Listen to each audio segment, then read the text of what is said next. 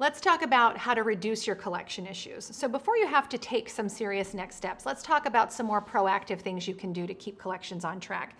And one of them is staying on top of that accounts receivable. That's when deciding when you're going to call, continually looking at it, seeing what's creeping out there. Why is it creeping out there? Is it something that's self-inflicted that your company did? Do you owe them a credit? Is the pricing wrong? Is your invoice wrong? So when you think about collections, it really covers your entire order to cash process. So if you have problems internally, you've got to fix those, because you can't expect anyone to pay you correctly, and people will use excuses. Hey, there was a 2-cent dispute on here. I held $10,000 worth of payment. It sounds crazy, and people do it. I can't tell you that I wouldn't do it if I were on the other end of the spectrum, because I know a $10,000 problem will get your attention a lot quicker than a 2-cent problem. So when you start calling, and then how you communicate to your sales reps. Hey, they're not paying us on time. Let's get them set up on a good foot. Let's make sure they know what our terms are. And then when you call, and that first pass call, hey, just calling to make sure you got the invoice, any questions, any hold up on the payment. Just a very friendly conversation. Make sure you document what you're doing, because memory is terrible. And if you have to go to court, best paperwork wins. So you want to make sure you have, 812 called, talked to Lenora, she said this, followed up in a couple of days, this is what said, supposed to get the payment in, and you have it going right down the line. So you can tell, here's all the times that I called. Most ERP systems have a place to record those comments, but if not, you can throw up a simple Excel document and keep it. And then follow up on promises. If somebody says, hey, I'm putting a check in the mail on Tuesday, and you don't have that check by Thursday or Friday, back on the phone. Hey, notice it didn't come. Did you notice we have a payment portal? I can take a credit card by phone. Offer lots of options. The idea that you're looking to reduce those collection issues is you're looking to solve problems. And how somebody responds to those problems is going to tell you about their willingness to pay you and what's really going on behind that. If I offer you a payment portal, or hey, I can take a credit card. Oh, no, we like to mail check. Well, you haven't so far. So is that going to happen today? And, I would prompt them. Can I get a check number? What's going out? You're going to have to ask a lot of questions. You don't have to be offensive. You do have to get the information. One guy came up and said, I just don't understand why the CEO of the company has to put up with crap from you. Well, the CEO of the company doesn't have to put up with anything from me. You could have paid your bill. You don't have to ever talk to me. That's the beauty of this relationship. It can be a great thing or it can be terrible, but it's what you make it. So if you don't ever want to talk to me because I've offended you by asking for payment for our company, then pay your bill. You don't ever have to talk to me again. And when you sue people, I don't want to say you sue people for a living at this job, but you will get that 80-20 rule. 80% of the time, people are going to pay you. They're going to be great. You're going to have great relationships. It's that 20% of the time that gives you that macabre sense of humor that you will learn to appreciate. Because people will do some things that you're like, wow, where did that come from? I was on the floor of the International Roofing Expo talking to somebody, and a guy walked up to me, looked at my name tag, and said, I hate your company. I swear the entire floor got quiet when he said that, because everybody looked at me. I just kept looking at the person I was talking to, talked on. He said, don't you even want to know why? And I'm like, not really. I know you don't like me. That's good enough for me. Finally, curiosity got the best of me. I'm like, I'll bite. Why? And then it found out. I'm like, oh, I see your name tag. I'm suing you. You owe me 80 grand. Not happy either. We went over and sat down and had a conversation about it. But basically, he wanted everyone to know that I was a bad person. It's like, you're the one that made your business everybody's business here. So then everyone I saw for the rest of the conference asked me why the guy was F-bombing me on the middle of the floor. And so you have an opportunity to look really cool, like and really great credit skills, and just go, he's having a tough time.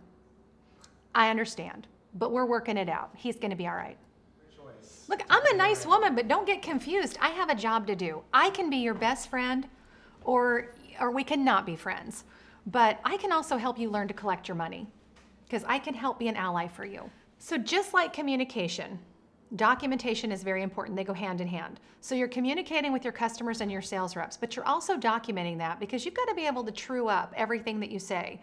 If I go into court and I have, here's all of my documentation, here's the amount of times I called, here's what they said, that goes over so much better with judges than, well, I think I called about a dozen times, and you're looking up at the sky like there's going to be a magic chalkboard up there with the information, and there never is. But it also allows the judge to look at the other side, and they're like, well, I don't have anything. I just know that she calls all the time, or she never called, or whatever their communication is. And I've been in court enough to know it doesn't matter how good your attorney is, best documentation wins. Let's talk about one other thing. Don't be seduced by text and email. A lot of people are. Nothing beats verbal. Nothing is short of picking up that phone and calling that customer and having that communication. I'm not saying you can't ever text or email, but make sure you have an established relationship first, and don't put threats in writing. Don't, by this Friday, if you don't have that check, boy, it's on, that kind of thing. Text and email live forever. Even if you delete them, they live forever. Somebody's going to be able to pull that up and print a copy, and you certainly don't want to, credit managers talk in worst case scenarios. You don't want to be standing in front of a judge trying to explain to them why this expletive-laden email made you look like a reasonable human being, even though this was probably your 50th communication and all logic was gone by then. You want to keep it professional. Hey, if I don't hear from you by Friday, we may have to move to other action. And leave it at that. Don't threaten, and don't be seduced by email and text. Nothing is short of that phone. Some things you can do to help solidify that communication. A lot of times after I have a verbal communication with somebody, I send an email. Hey, thanks for taking time today. This is what we agreed on. And it's a nice documentation of that outside of what you recorded in your ERP system. Most ERP systems have that time and date stamp, and it's not very easy to duplicate those. So if you can, anybody can print those out, you get your IT department to do it, and you can take those to court if you need to. But you've got to have that good balance. I always try to work through that conversation with a customer and then solidify it with something in writing. Takes just a couple seconds. One of the biggest challenges with most credit people is that lack of consistency, and it's a discipline of setting your schedule. So time management is a big thing for credit managers. It's easy to get sidetracked with, hey, I need to get this order out the door, or I need to talk to this salesman, or I need to get these credit applications processed. That consistency of calling your aging, you need to make it a priority. You need to set up times and block it where you call those customers. You also need to be communicating with your salesmen. So again, we're back to that proactive communication, maintaining those relationships. So it all goes back to communication and relationship. I've got to instill in my salesmen and in my customers that I am going to call you. I am going to follow up. And yeah, I've had customers come back and say, oh my gosh, how badly do you people need the money? I need it. I've got mouths to feed here. I've got 401ks to fund. We are a business, the same way that you are a business, and that cash flow needs to keep coming in. So again, you don't have to ever talk to me. We can make this a great relationship. I can be your best friend. I can help you through this. I can coach you, but you've got to pay me. There's an expectation. Promises were made. In the big scheme of things, if you're not consistent, your customers you're not going to get them trained the way that you want them to. They're not going to take you seriously.